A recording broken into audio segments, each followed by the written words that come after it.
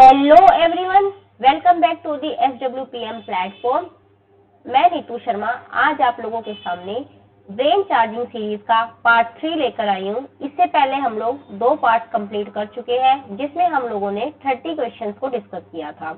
उसमें हमने ये भी देखा था कि इस क्वेश्चन से रिलेटेड, इस टॉपिक से रिलेटेड और हमारे क्या क्या क्वेश्चन बन सकते हैं। ओके फ्रेंड्स, तो चलिए हम आज का सेशन स्टार्ट करते हैं। हमारा फर्स्ट क्वेश्चन है, western blotting is a technique for the detection of, option है specific RNA in a sample. RNA को अगर हमें डिटेक्ट करना है तो हम लोग कौन सी ब्लोटिंग यूज करते हैं? नॉर्दर्न ब्लोटिंग, है ना। कौन सी ब्लोटिंग यूज करते हैं? Northern bloating. स्पेसिफिक डीएनए का पता करना है तो हम लोग कौन सी ब्लोटिंग यूज करेंगे? सदर्न ब्लोटिंग, ठीक है। उसके बाद है specific protein in a sample. हाँ जी, इसका आंसर यही है, स्पेसिफिक ग्लाइकोलिपिड। की स्पेलिंग मिस्टेक है थोड़ी सी, specific glycolipid in a sample. आपको पता है ना, ग्लाइको के लिए, कार्बोहाइड्रेट्स के लिए हम लोग लैक्टिन बेस्ड एफिनिटी क्रोमेटोग्राफी का यूज करते हैं, ठीक है फ्रेंड्स। इसमें हम लोग वेस्टर्न ब्लोटिंग का यूज नहीं करते। हमारा नेक्स्ट क्वेश्चन है, which of the following separation procedure of biomolecules is not dependent on polarity of biomolecules। ये हमें क्या कहना चाह रहा है कि इनमें से कौन सा सेपरेशन प्रोसीजर ऐसा है जो कि आपका डिपेंडेंट नहीं है पोलैरिटी ऑफ बायोमोलिक्यूल में। चलिए हम इसके बारे में थोड़ी सी कहानी पढ़ लेते हैं। फर्स्ट ऑप्शन है हमारा एड्सॉर्प्शन क्रोमेटोग्राफी, ठीक है। मैं यहाँ पर एड्सॉर्प्शन क्रोमेटोग्राफी के बारे में आप लोगों को थोड़ी सी स्टोरी बता देती हूँ। इसमें मेनली हमारा सॉलिड लिक्विड पार्टीशन होता है, ठीक है। क्या होता है इसमें? मेनली हमारा सॉलिड लिक्विड पार्टीशन होता है। जो यहाँ पर हमारा स्टेशनरी फेज होता है ये पोलर होता है और मेनली सिलिका जेल होता है, ठीक है। पोलर होता है और सिलिका जेल। आपको पता है ना, क्रोमेटोग्राफी में हम लोग मेनली एक स्टेशनरी फेज यूज करते हैं और एक मोबाइल फेज यूज करते हैं, है ना। मोबाइल फेज हमारा यहाँ पर नॉन पोलर होता है। एड्सॉर्प्शन क्रोमेटोग्राफी में हम लोग मतलब क्यों यूज करते हैं हम लोग इसका? For the separation of non polar solvent, for the separation of non polar solvent. Okay friends, मान लीजिए ये कोई एक कॉलम है, ठीक है जी, ये एक कॉलम है। यहाँ पर कोई ए नाम का मॉलिक्यूल है और एक हमारा बी नाम का मॉलिक्यूल घूम रहा है। मान लीजिए एक आपका यहाँ पर रह गया है, मतलब मैंने ऊपर से सैंपल डाला है, सैंपल के अंदर ये है मेरे बी और ए। यहाँ पर कोई बी है और यहाँ पर एक ए है। तो हम लोग इसको देख के कैसे पता लगाएंगे कि कौन से वाला हमारा ज्यादा पोलर है? तो जो नीचे की साइड है ना, इसमें जो इल्यूशन होता है ये इस साइड, तो जो नीचे वाला है ये हमारा ज्यादा नॉन पोलर है, ठीक है फ्रेंड। क्योंकि देखो स्टेशनरी फेज है आपका पोलर, जो पोलर है पोलर लाइक्स पोलर, पोलर का दोस्त कौन है? पोलर। तो जो ज्यादा नॉन पोलर होगा वो नीचे को चला जाएगा। जैसे कि पोलर, मान लीजिए कि पोलर टाइप की कोई आंटी है, इसको भी पोलर वाली ही ज्यादा पसंद आएगी, या मतलब जो कम नॉन पोलर होगी वो ज्यादा पसंद आएगी। तो जो ज्यादा नॉन पोलर वाला होगा वो पहले बाहर निकल के आ जाएगा, ठीक है फ्रेंड्स। यानी जो ये ए है ये हमारा ज्यादा नॉन पोलर है। एड्सॉर्प्शन क्रोमेटोग्राफी में यही होता है। उसके बाद नेक्स्ट मैं यहाँ पर अभी डिस्कस करूंगी आपके साथ reverse phase chromatography. Reverse phase chromatography की अगर मैं बात करूं, इसमें उल्टा होता है, तभी तो इसका नाम रिवर्स है। जो हमारी रिवर्स फेज क्रोमेटोग्राफी है इसमें क्या होता है बच्चे, जो स्टेशनरी फेज होता है ये हमारा नॉन पोलर होता है, ठीक है। यूज तो हम लोग इसमें भी सिलिका ही करते हैं, लेकिन कार्बन की थोड़ी लंबी सी चेन होती है, ठीक है। नॉन पोलर लिक्विड यूज करते हैं हम लोग, वो भी किसके ऊपर? सिलिका के ऊपर, ठीक है। Non polar liquid on silica. Silica हमारा कौन से वाला? C8 एंड C18, ठीक है फ्रेंड्स। उसके बाद हमारा आता है मोबाइल फेज। मोबाइल फेज हमारा कौन सा होता है? वो हम लोग यूज करते हैं पोलर। आरपीसी का जो प्रिंसिपल है, आरपीसी का जो हमारा प्रिंसिपल है ये होता है हाइड्रोफोबिक इंटरेक्शन। हाइड्रोफोबिक इंटरेक्शन के बेसिस पर हम लोग मॉलिक्यूल्स को सेपरेट करते हैं। उसके बाद हमारा नेक्स्ट हमसे कौन से क्रोमेटोग्राफी के बारे में पूछा गया है? Hydrophobic interaction chromatography. ठीक है जी, हाइड्रोफोबिक इंटरेक्शन क्रोमेटोग्राफी। ये भी हमारी रिवर्स फेज की जैसी ही होती है। इसमें डिफरेंस क्या होता है? जो हमारा स्टेशनरी फेज होता है इसके अंदर पहले तो हम लोग क्या करेंगे? एगारोज सेल तैयार करेंगे। किया आप लोगों ने कॉलेज में? जिन्होंने किया है बहुत अच्छी बात है, नहीं किया तो हम एमएससी में कर लेंगे, है ना। इसके साथ हम लोग कुछ हाइड्रोफोबिक ग्रुप्स का यूज करते हैं। ठीक है फ्रेंड्स, इसके साथ हम लोग कुछ हाइड्रोफोबिक ग्रुप्स का यूज करते हैं। ये जो हाइड्रोफोबिक ग्रुप्स होते हैं ये यूजुअली हमारे ऑक्टाइल एंड फिनाइल रेजिड्यूज होते हैं। ठीक है, ऑक्टाइल एंड फिनाइल रेजिड्यूज होते हैं। यहाँ पर जो हमारा मोबाइल फेज होता तो ये पोलर है, बट इसकी जो पोलैरिटी है हम लोग धीरे धीरे डिक्रीज कर देते हैं। कैसे डिक्रीज करते हैं? By decreasing salt concentration. ठीक है, सोल्ट को कम कर देंगे और इसकी पोलैरिटी को डिक्रीज करना स्टार्ट कर देते हैं। इसका जो हमारा प्रिंसिपल है ये क्या है? वहां पर क्या था? आरपीसी में on the basis of hydrophobic interaction, और यहाँ पर क्या होगा? On the basis of surface hydrophobicity. On the basis of surface hydrophobicity. और इसका एप्लीकेशन क्या है? किस लिए यूज करते हैं हम लोग? HIC का यूज किस लिए करते हैं हम लोग? Use for the protein separation. ठीक है, प्रोटीन सेपरेशन के लिए हम लोग इसका यूज करते हैं। ठीक है, उसके बाद हमारी एक क्रोमेटोग्राफी रह गई है, एफिनिटी क्रोमेटोग्राफी। ठीक है जी, थोड़ा सा एफिनिटी क्रोमेटोग्राफी का भी यूज देख लेते हैं। ये हमारी सबसे अलग वाली एफिनिटी क्रोमेटोग्राफी है। ठीक है, सबसे अलग वाली। यहाँ पर हम लोग क्या चेक करेंगे? एफिनिटी। कैसे चेक करेंगे? On the basis of molecular interaction. ठीक है, on the basis of molecular interaction. किस किस के बीच होगा molecular interaction? Ligand and target molecule के बीच में। ये मॉलिक्यूलर इंटरेक्शन किस टाइप का होता है? हमारा नॉन कोवैलेंट। ठीक है फ्रेंड्स, नॉन कोवैलेंट। मुझे बताओ कोई ऐसा जिसके बीच में नॉन कोवैलेंट हो। हमने अभी पढ़ा हो, कल ही पढ़ा था ना, एंटीजन एंटीबॉडी के बारे में पढ़ा था, याद है कुछ? हार्मोन रिसेप्टर के बारे में भी कुछ थोड़ी बहुत कहानी पढ़ी थी, हार्मोन रिसेप्टर कॉम्प्लेक्स के बारे में भी, है ना। अब हमसे क्वेश्चन में क्या पूछा गया है? Which of the following separation procedure of biomolecule is not dependent on the polarity of molecule.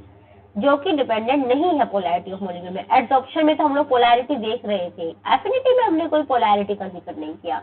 यहाँ पर हम लोगों ने इंटरेक्शन का जिक्र किया है, तो इसका आंसर हो गया ये। रिवर्स फेज क्रोमेटोग्राफी, यहाँ पर भी पोलैरिटी का यूज कर रहे थे। हाइड्रोफोबिक इंटरेक्शन क्रोमेटोग्राफी, यहाँ पर भी पोलैरिटी का यूज हम लोग कर रहे थे। उसके बाद हमारा नेक्स्ट क्वेश्चन है, contractile unit of the muscle is the portion of myofibril between. ठीक है जी, ये हमसे क्या पूछना चाह रहा है? थोड़ी सी मसल की कहानी पूछना चाह रहा है और कॉन्ट्रैक्टाइल यूनिट पूछना चाह रहा है।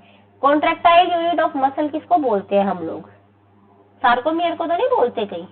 अच्छा, उसी को बोलते हैं। क्या बात है, आप लोग तो बड़े इंटेलिजेंट हो, मेरे को नहीं पता था।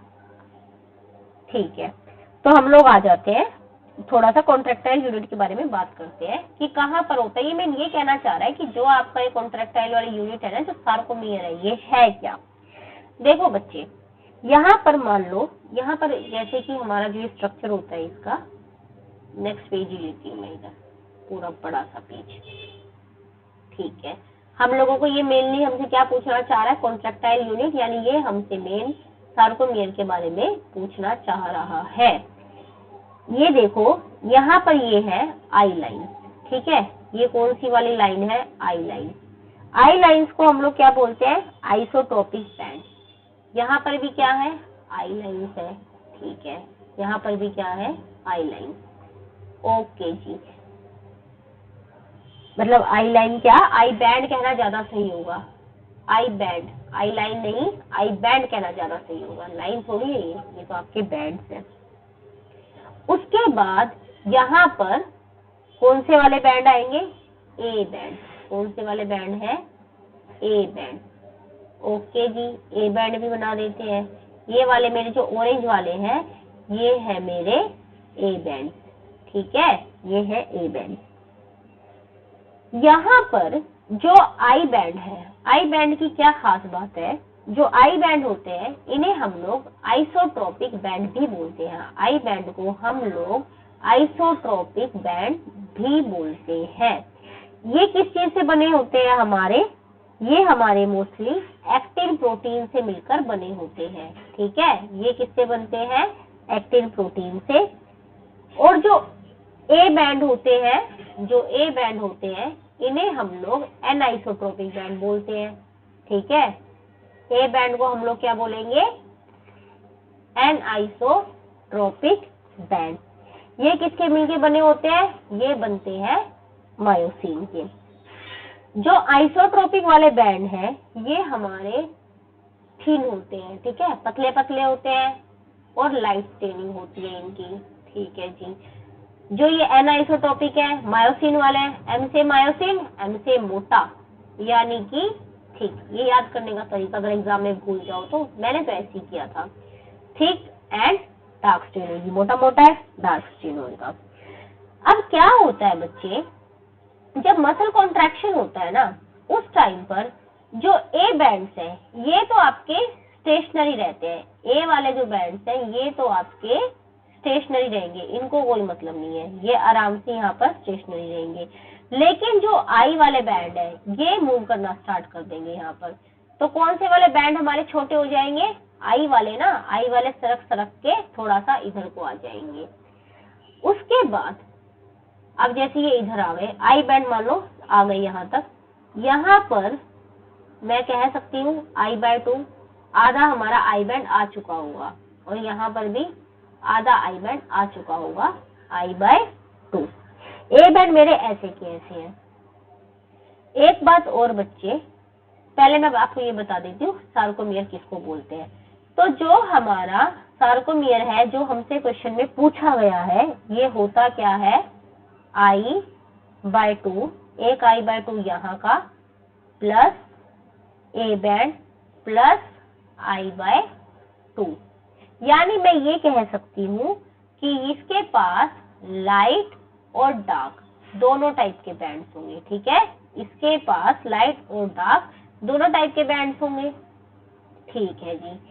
जो ये वाला पार्ट है, ओनली ये वाला ए बैंड का भी सिर्फ ये वाला, इसे हम लोग क्या बोल देते हैं? H band. क्या बोल देते हैं इसे हम लोग? H band. इनके बीच में जो लाइन जाती है मिडल में उसे हम लोग बोल देते हैं एम लाइन, ठीक है फ्रेंड्स, उसे हम लोग बोल देंगे एम लाइन। इसमें मेनली हमसे यही पूछा गया था। पहले मेरे को बताओ हमने क्या क्या पढ़ा। जो सार्कोमियर है ये किस किस के बीच में है? तो देखो जो ये बीच में I/2 तो हमारा यहाँ तक आ गया। ये जो लाइन है ना, जो ये मिडिल वाली लाइन होती है, एक सेकेंड ये मैं किसी और कलर से दिखाती हूँ। ये जो मिडिल वाली लाइन होती है इसे हम लोग बोलते हैं जेड लाइन, ठीक है। आई बैंड के मिडिल में जो लाइन है इसे हम लोग बोल देते हैं जेड लाइन, ठीक है। क्या बोलेंगे इसे हम लोग? Z line. यानी जेड लाइन मेरी क्या है? I/2 ही तो है, यहाँ पर ये जेड लाइन, ठीक है।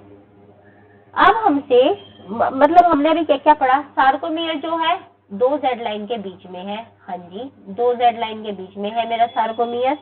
और क्या पढ़ा मैंने? एक्टिन जो है, एक्टिन कौन से बैंड से होते हैं बताओ जल्दी मेरे को? आई बैंड होता है, ठीक है। आई बैंड में मतलब एक्टिन होता है, और एक्टिन और मायोसिन दोनों हो तो कौन से बैंड होंगे? वो एक्टिन और मायोसिन दोनों हो तो कौन से बैंड होंगे? वैसे तो हमारे मतलब जो ए बैंड है वो मोस्टली मायोसिन से ही बनते हैं, ये सेंटेंस में गलत बोल रही हूँ। उसके बाद हमारा नेक्स्ट क्या है? मायोसिन। मायोसिन से कौन से बैंड है? ऐसे बैंड बताओ जो ओनली मायोसिन से मिलके बने हैं, एच बैंड। यहाँ पर कोई भी दूसरा नहीं है, ठीक है। यहाँ पर तो जो ए बैंड है ये थोड़ा सा यहाँ पर भी है और इधर भी है, यानी एक्टिन और मायोसिन का काफी हद तक हिस्सा है इधर, थोड़ा बहुत तो है ही। वैसे मेनली हमारे जो ए बैंड है ये किससे मिलके बने होते हैं? मायोसिन से, मेनली मायोसिन से होते हैं। आप कंफ्यूज मत हो बच्चे, मैं यहाँ पर लिख ही देती हूँ, कंफ्यूज नहीं होना है मेरे। हम लोगों ने क्या पढ़ा, सार्कोमेयर की थोड़ी सी कहानी पढ़ी। हमने देखा 2 जेड लाइन थी, उनके बीच में सार्कोमेयर हमारा प्रेजेंट है। जो मेरा एक्टिन है, ये इसके पास कौन सी बैंड है, आई बैंड। एक्टिन जो है वो आई बैंड के अंदर प्रेजेंट है मेनली। एक्टिन और थोड़ा सा मायोसिन, क्या है, थोड़ा सा मायोसिन। ये कहां से कहां तक था, ए बैंड के अंदर था, थोड़ा सा मायोसिन था, नहीं सॉरी, हाँ यही, मतलब एक्टिन तो है ही, मायोसिन ज्यादा और थोड़ा सा एक्टिन था, ठीक है। उसके बाद मेरे को क्या करना है, अब सिर्फ मायोसिन किधर है मेरी, ओनली मायोसिन किसके अंदर थे, ओनली एच बैंड के अंदर। और एच बैंड के बीच में जो लाइन थी, लाइन बिटवीन एच बैंड, वो कौन सी थी, एम लाइन, ठीक है। और लाइन बिटवीन आई बैंड कौन सी थी, जेड लाइन, ठीक है। अब समझ में आया आप लोगों को। तो हमसे क्वेश्चन में क्या पूछा गया है, कॉन्ट्रेक्टाइल यूनिट ऑफ मसल, यानी कि sarcomere is the portion of myofibril between A and H band. Diagram पे चलते हैं वापिस, सार्कोमेयर के बारे में कहानी पूछ रहा है ना। ए एंड एच बैंड, ए और एच के बीच में नहीं, नेक्स्ट ऑप्शन है 2 एडजेसेंट जेड लाइन। हाँ जी, ये आंसर इसका बिल्कुल करेक्ट होगा, ठीक है। 2 एडजेसेंट जेड लाइन के बीच में आपका सार्कोमेयर प्रेजेंट है। फिर बोल रहा है the action potential result from, action potential के बारे में हमें कुछ स्टोरी बतानी है, इसको किसकी वजह से आएगा एक्शन पोटेंशियल। क्या होता है, एक्शन का जैसे ही नाम आ गया, अब तो हमारा रोल आ गया प्यारे से सोडियम का, ठीक है। एक्शन का जैसे ही नाम आया, हम पहले बात करेंगे सोडियम की। क्या होता है, जो एसिटाइल कोलिन होता है, एसिटाइल कोलिन का नाम सुना है आप लोगों ने, एसिटाइल कोलिन। जो एसिटाइल कोलिन होता है, ये जब बाइंड करता है ना, ये जैसे ही बाइंड करेगा अपने लाइगेंड के साथ, उस टाइम पे सोडियम चैनल ओपन हो जाते हैं। क्या ओपन हो जाते हैं, सोडियम चैनल, ठीक है। जब ये सोडियम चैनल, मान लो ये कोई प्लाज्मा मेम्ब्रेन है, यहाँ पर सोडियम चैनल ओपन होते ही साथ सोडियम अंदर आने लग जाएगा, तो यहाँ पर अंदर की तरफ पॉजिटिव वाला चार्ज ज्यादा हो जाएगा और नेगेटिव वाला कम हो जाएगा, ठीक है। उसके बाद क्या होगा, यानी कि क्या डिक्रीज हो जाएगा, मतलब ये यहाँ पर हमसे नर्व फाइबर के बारे में पूछा गया था क्वेश्चन में, नर्व फाइबर से रिलेटेड, तो मैं नर्व फाइबर की ही स्टोरी बता देती हूँ। सोडियम चैनल यहाँ पर हमारे ओपन हो जाएंगे, अब यहाँ पर एक्शन पोटेंशियल जनरेट होना स्टार्ट हो जाएगा, ठीक है। तो क्वेश्चन में हमसे क्या पूछा गया है कि action potential result from decrease in negative charge. बात तो सही है, ये भी सही कह रहा है, decrease in negative charge inside the nerve fibre, हाँ जी हो रहा था। Increase in positive charge outside the nerve fibre, increase in positive charge outside the nerve fibre, नहीं ये गलत है। उसके बाद क्या बोल रहा है, opening of voltage gated sodium channel. देखो प्राइमरी सबसे पहले हमारा क्या काम हो रहा था, opening of voltage gated sodium channel ही तो हो रहा था, सबसे पहले यही काम था। उसके बाद हो रहा था कि ठीक है पॉजिटिव चार्ज था, बाहर भी ज्यादा था, उसके बाद जब अंदर गया तो अंदर ज्यादा हो गया, मतलब स्टेटमेंट ठीक है थोड़ी बहुत ये भी, बट जो सबसे पहले क्या काम हुआ, सबसे पहले काम हुआ opening of voltage gated sodium channel, ठीक है। इसकी वजह से एक्शन पोटेंशियल जनरेट हुआ। फिर हमारा 35 क्वेश्चन है, which of the following best describes the spermatogenesis. Question दिख रहा है आप लोगों को, अच्छे से दिख रहा है ना। स्पर्मेटोजेनेसिस के बारे में स्टेटमेंट दे रखी है हमें। स्पर्मेटोजेनेसिस याद है किसी को, स्पर्मेटोजेनेसिस के बारे में करेक्ट स्टेटमेंट बतानी है कि इनकरेक्ट बतानी है, हमें करेक्ट बतानी है ना, बेस्ट डिस्क्राइब, ठीक है। स्पर्मेटोजेनेसिस की थोड़ी सी स्टोरी पढ़ लेते हैं। क्या होता है, जैसे कि ये क्या है मेरा स्पर्मेटोगोनिया है, क्या होगा, माइटोसिस होगा, ठीक है जी। स्पर्मेटोगोनिया था, माइटोसिस हो गया। अब मेरे बनेंगे प्राइमरी स्पर्मेटोसाइट। क्या बनेंगे? ये मेरे बन गए प्राइमरी स्पर्मेटोसाइट। ठीक है, प्राइमरी स्पर्मेटोसाइट। माइटोसिस हो गया। अब मियोसिस वन होगा, मियोसिस वन होगा अब। ठीक है, माइटोसिस देन होगा मियोसिस वन। मियोसिस वन में क्या होगा? जो ये वाला 2n था यहाँ पर, सॉरी ये मियोसिस वन में ऐसे नहीं होगा ना,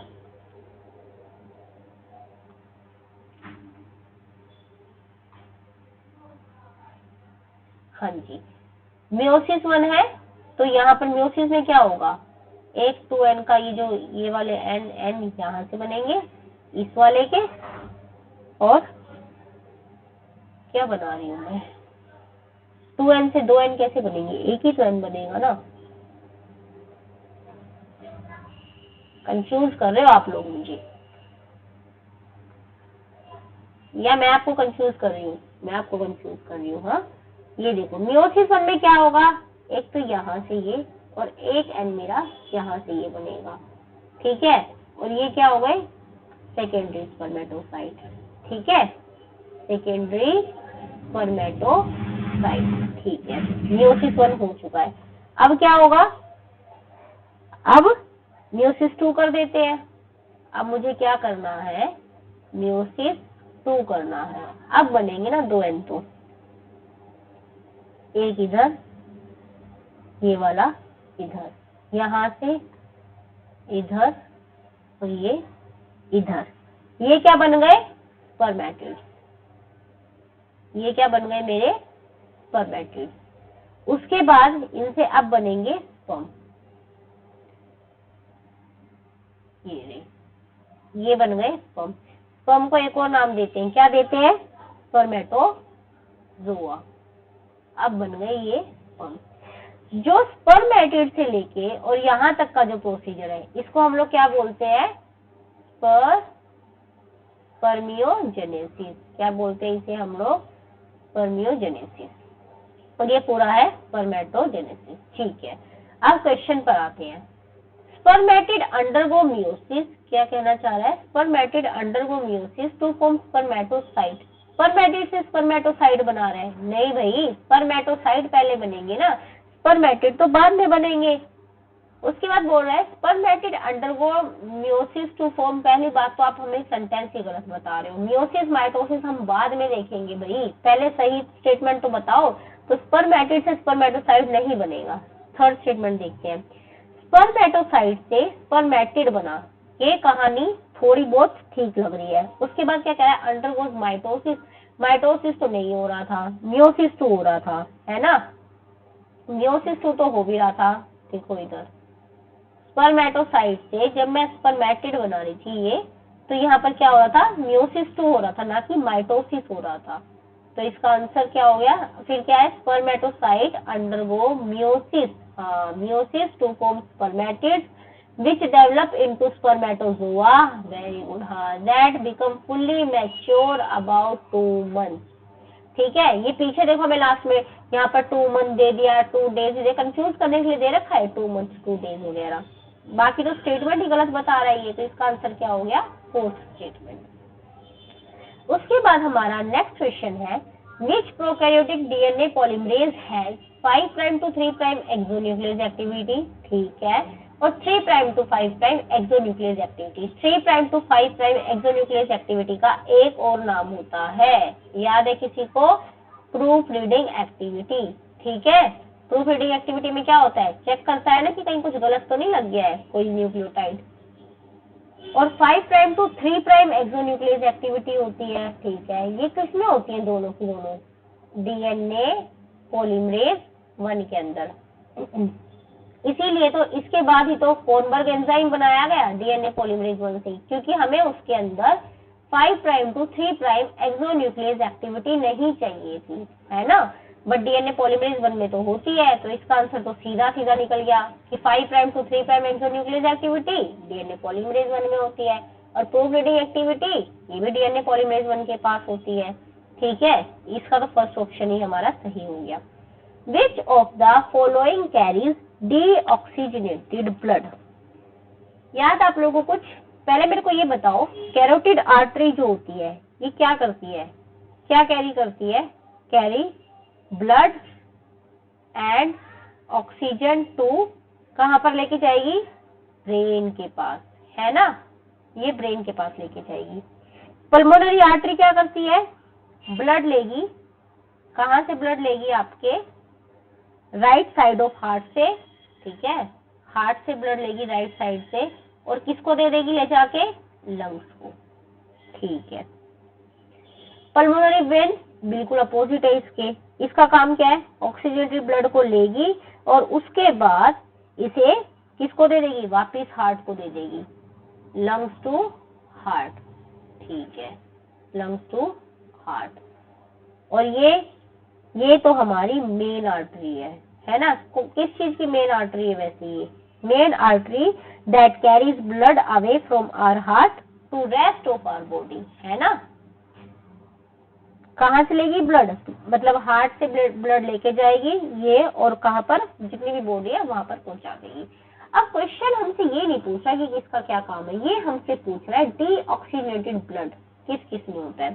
वैसे तो हम लोग ये पढ़ते हैं, मतलब बच्चों वाला जो हम बचपन में फॉर्मूला पढ़ा करते थे, जैसे याद किया करते थे, मुझे तो अभी भी ऐसी याद है, आप लोग देख लेना, आपको थोड़े बड़े वाला याद करना है कि बच्चे वाला ही रखना है, हमारे क्वेश्चन सॉल्व होने चाहिए बस। जो डीऑक्सीजनेटेड ब्लड होता है ये किस किस के पास होता है, मतलब किस किस में होता है, सारी वेन्स में होता है, लगभग ऑल वेन्स एक्सेप्ट, सारी वेन्स में होगा एक्सेप्ट पल्मोनरी वेन, ठीक है। 11th क्लास में याद किया था ना ये आप लोगों ने 9th में याद कर लिया था। डीऑक्सीडेटेड ब्लड होगा all veins accept pulmonary vein, ठीक है। उसके बाद अगर बात करें ऑक्सीजनेटेड ब्लड की, तो ऑक्सीजनेटेड ब्लड का क्या काम है, मतलब कहां पर मिलता है, या हमारी सारी आर्टरीज में होता है, ऑल आर्टरीज एक्सेप्ट किस में नहीं होता, पल्मोनरी आर्टरी में, ये हमारा नहीं होता पल्मोनरी आर्टरी में, ठीक है। अब क्वेश्चन में हमसे क्या पूछा गया, हमने क्या बोला, डीऑक्सीडेटेड ब्लड। डीऑक्सीडेटेड ब्लड के बारे में मैंने अभी आपको क्या बोला कि सारी वेन्स में होता है एक्सेप्ट पल्मोनरी वेन, तो इसका आंसर क्या हो गया, डीऑक्सीडेटेड ब्लड। तो पल्मोनरी वेन में तो नहीं होता, आर्टरीज में नहीं होता, बट पल्मोनरी आर्टरी तो था ना एक एक्सेप्शन केस, तो इसका आंसर हो गया हमारा ये ऑप्शन। उसके बाद है question number 38। In a lactating mammal the two hormones that produce milk synthesis and milk secretion, milk release, कौन से दो हार्मोन होते हैं, मुझे ये बताओ। जो प्रोलैक्टिन होता है इसका काम क्या होता है, मिल्क सिंथेसिस में होता है, तो फर्स्ट वाला ऑप्शन तो मेरा यहाँ पर फिट हो गया है। और ये रिलीज कहाँ से होता है, एंटीरियर पिट्यूटरी से। उसके बाद कैल्सिटोनिन, कैल्सिटोनिन का क्या काम होता है, हमारी बॉडी में कैल्शियम के लेवल को रेगुलेट करता है, ठीक है। और ये रिलीज कहाँ से होता है, थायराइड ग्लैंड के जो सी सेल्स होते हैं, है ना, थायराइड ग्लैंड की जो सी सेल्स होते हैं, इन्हीं को हम लोग पैराफोलिकुलर सेल्स भी बोल देते हैं ना, देखा था आप लोगों ने लेक्चर मेरा थायराइड ग्लैंड पे, उसमें था ना। तो ये कैल्सिटोनिन तो नहीं है। उसके बाद बोल रहा है FSH एंड LH, अरे भाई ये तो हमारे क्या करेंगे, कहां से रिलीज होंगे, पिट्यूटरी ग्लैंड से, कौन से वाले से, एंटीरियर पिट्यूटरी ग्लैंड से। ये तो गोनैडोट्रोपिन्स है, इनका काम क्या है, स्टिमुलेट करना है गोनैड्स को, ठीक है। कौन कौन से गोनैड्स है, टेस्टिस और ओवरी। उसके बाद LH के बारे में तो अभी ऊपर पढ़ के आएंगे, तो है नहीं। ऑक्सीटोसिन को कह सकते हैं हम लोग। ऑक्सीटोसिन का काम कहां पर होता है, मतलब कहां से रिलीज होता है, पहली बात तो ये पोस्टीरियर पिट्यूटरी से। उसके बाद मिल्क इजेक्शन रिफ्लेक्स शो करता है, ये कौन सा, मिल्क इजेक्शन रिफ्लेक्स, ठीक है। और एक चीज और बोलते हैं इसको, I think let down reflex भी बोलते हैं, ठीक है। आप एक बार इसको क्रॉस चेक कर लेना कि लेट डाउन रिफ्लेक्स यही है क्या, बट हाँ मिल्क इंजेक्शन रिफ्लेक्स तो यही होता है। तो ये है ऑक्सीटोसिन, यानी इसका आंसर क्या हो गया, प्रोलैक्टिन और ऑक्सीटोसिन। क्या था, मिल्क सिंथेसाइज किसी और ने किया और रिलीज किसी और हार्मोन ने किया, ठीक है फ्रेंड्स। इसके बाद हमारा नेक्स्ट क्वेश्चन है, what is the amino acid binding sequence in tRNA. TRNA का स्ट्रक्चर याद है किसी को? मेरा मन कर रहा है टीआरएनए का स्ट्रक्चर बनाने का। चलो आप लोगों का रिवीजन भी हो जाएगा और अपना काम भी हो जाएगा। टीआरएनए का स्ट्रक्चर कुछ इस टाइप से होता है। ये मान लो इधर 3 प्राइम बना देती हूँ। 3 प्राइम से शुरू करते हैं, ठीक है, सी ए, और यहाँ पर ऐसे करके इधर एक लूप होता है, फिर यहाँ पर एक आपका वेरिएबल लूप होता है, फिर एक लूप इधर होता है, और उसके बाद एक लूप इधर होता है, और यहाँ पर ये रहा 5 प्राइम एंड। ठीक है, यहाँ पर कुछ बेस पेयर होते हैं और यहाँ पर भी कुछ बेस पेयर होते हैं, है ना, और यहाँ पर भी कुछ होते हैं। ठीक है जी, ये वाला मेरा कौन सा लूप है? ये है टी लूप। ठीक है, और यहाँ पर ये वाला है वेरिएबल लूप। ओके जी, वेरिएबल लूप। और यहाँ पर ये क्या है?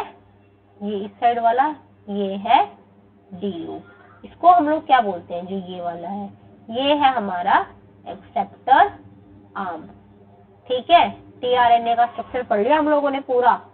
अब क्वेश्चन में हमसे पूछा क्या गया है, what is the amino acid binding sequence in tRNA. इसमें से कौन सी सीक्वेंस है हमारे? इसमें कौन सी वाली सीक्वेंस दे रखी है? ये नहीं ना, सीसीए वाली। सीसीए है इधर, ये रहा। इसका तो सीधा सीधा ही आंसर निकल गया। एयूजी, जीजीयू, ये क्या ही बोल रहा है। टीएसआईसी फिर भी बोल सकते हैं। ये क्या है हमारा? ये हमारा स्यूडोयूरिडीन है। ठीक है, उसके बाद बोल रहा है hypophysation is the technique used for. पढ़ा है किसी ने हाइपोफिसेशन के बारे में?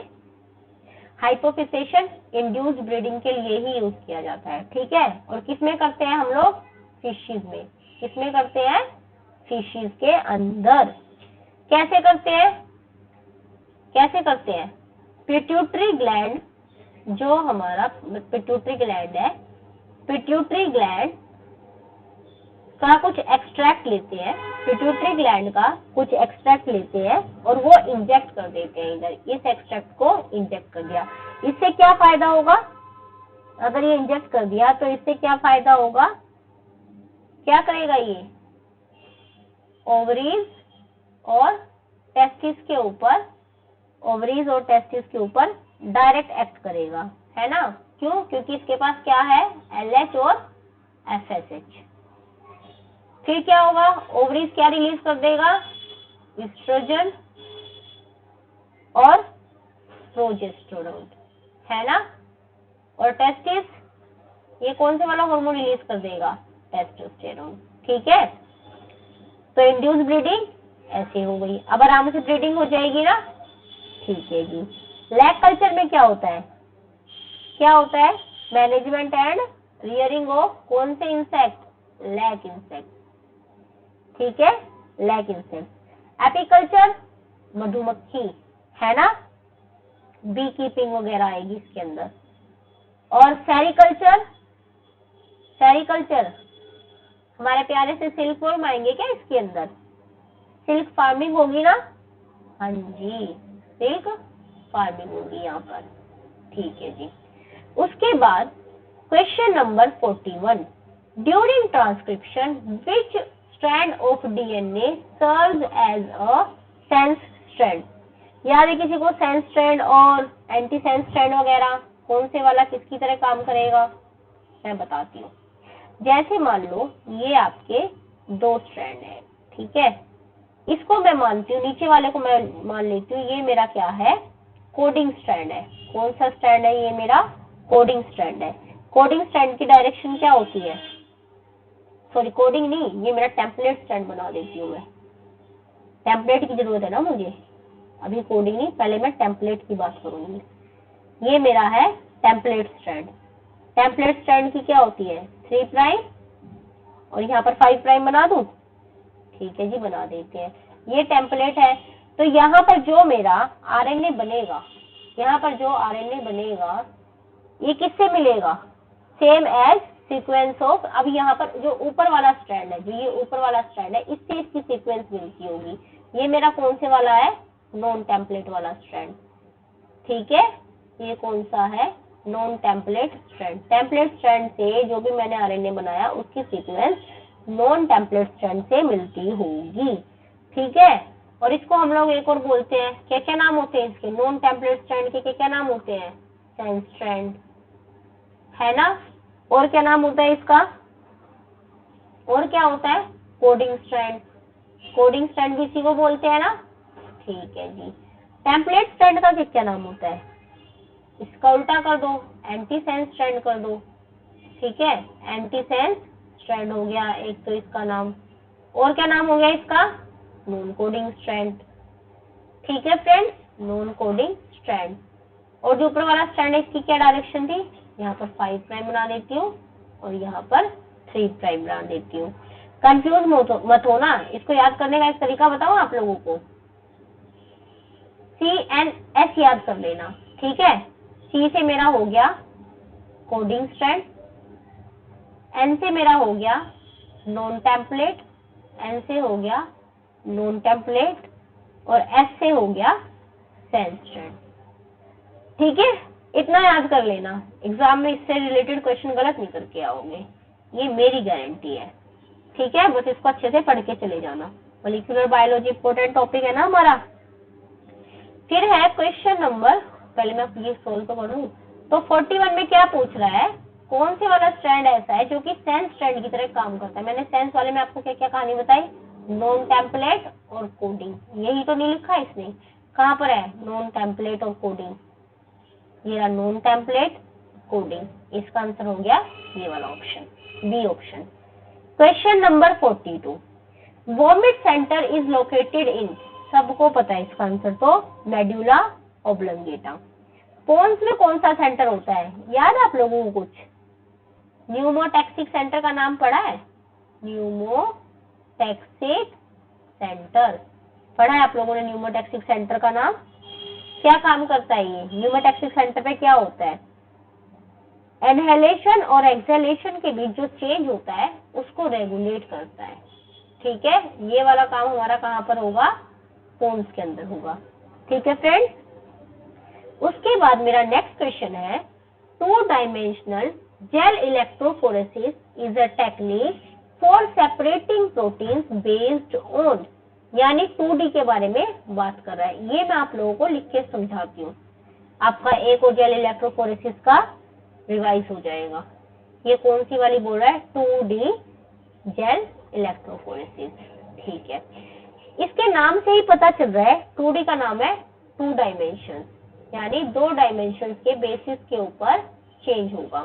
कौन कौन से होंगे वे 2 डायमेंशन, फर्स्ट है चार्ज, दूसरा है साइज, ठीक है। चार्ज के बेसिस पे कैसे होगा, याद है कुछ, IEF का यूज करके, आइसो इलेक्ट्रिक फोकसिंग का यूज करके, यहाँ पर जो 1D वाला है वो सोल्व होगा। हम लोग क्या करते हैं बच्चे, कुछ IPG स्ट्रिप्स आती हैं, IPG स्ट्रिप्स के अंदर pH मार्क्ड होता है पहले से, ठीक है। कौन सी स्ट्रिप्स आती हैं, IPG स्ट्रिप्स आती हैं। जैसे इसके अंदर लगा लो आप, यहाँ पर ये pH है 4, यहाँ पर है ये 9 to 4 तक का pH यहाँ पर मार्क होता है। यहाँ पर इस सैंपल पे, मतलब इस पे हम लोग अपना सैंपल रख देते हैं, जहां पर उसको मूव करना होता है वो मूव कर लेता है, जो भी हमारा सैंपल है। क्या होता है, किसके बेसिस पे मूव करेगा, PI के बेसिस पे। PI क्या होता है, हमारा वो pH जिस पर चार्ज कितना हो, 0 हो, ठीक है। PI वो pH है जिस पर चार्ज 0 हो। इसे समझाने के लिए मैं अगर आपको एक बात बताऊं, मान लो ये स्ट्रिप है, मैंने इसको थोड़ा टेढ़ा कर दिया है, और इसका जो pH है वो मान लो 8 है, pH है 8, और यहाँ पर रखा हुआ है, इधर, यहाँ पर इधर मैंने रख दिया, तो ये क्या करेगा, इस साइड मूव करेगा, करेगा ना, इस साइड मूव करेगा तो कौन सा चार्ज आएगा, पॉजिटिव चार्ज, ओके जी। उसके बाद इससे उल्टा देखते हैं, मान लो ये फिर से एक और स्ट्रिप है, यहाँ पर है, ये इस साइड यहाँ पर एक रखा हुआ कुछ भी, इसका pH कितना है, अगर मान लो इसका pH अब हमें कम करना है तो ये कैसे जाएगा, ये यहाँ पर इस साइड को चला जाएगा, इस साइड को आएगा तो क्या होगा, नेगेटिव चार्ज, ठीक है। यहाँ पर इस साइड को आएगा तो नेगेटिव चार्ज होगा। तो अब क्या होगा, हम लोगों ने आईपीजी स्ट्रिप का यूज कर लिया, अब हमें सेकंड वाले डायमेंशन का यूज करना है। हम लोग क्या करेंगे, इस स्ट्रिप को ऐसे के ऐसे यहाँ पर रख देंगे, ठीक है। कहाँ से कहाँ तक मेंशन था, 4 to 9 तक मेंशन था। ये हमारी आईजीपी स्ट्रिप थी, ठीक है। अब यहाँ पर हम सेकंड क्या करेंगे, हमें साइज के बेसिस पे करना है। तो साइज के लिए हम लोग एसडीएस पेज इलेक्ट्रोफोरेसिस करेंगे। क्या करेंगे, एसडीएस पेज इलेक्ट्रोफोरेसिस। यहाँ पर फिर हमें कुछ बैंड्स देखने को मिलेंगे। क्या मिलेंगे, यहाँ पर हमें कुछ बैंड्स देखने को मिलेंगे। ये हमने यहाँ पर कौन से वाला जेल डाल दूं, मैं रिजोल्विंग जेल डाल देती हूँ। यहाँ पर ये जेल था मेरा। अब यहाँ पर मुझे बैंड देखने को मिलेंगे, ये कौन से वाला मॉलिक्यूल कहाँ पर घूम रहा है, कैसे घूम रहा है, ठीक है। यही होता है इसके अंदर, और कुछ नहीं है। तो क्या बोल रहा है, 2D gel electrophoresis is a technique for separating proteins based on charge के बेसिस पर। अभी तो बात की थी, होता है, फर्स्ट वाला चार्ज ही था, सेकंड मास के बेसिस पर भी होता है। तो क्या हो गया, बोथ चार्ज एंड मास।